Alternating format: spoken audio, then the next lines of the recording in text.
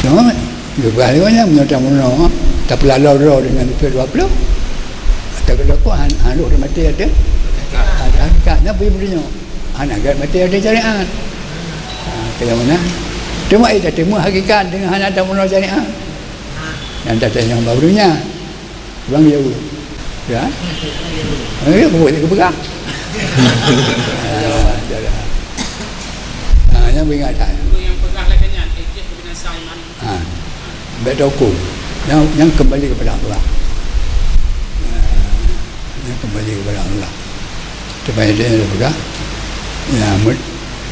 Hakikat ialah mengetahui akan sifat 20. Mulai sifat 20 dengan demikianlah sampai kepada hakikat.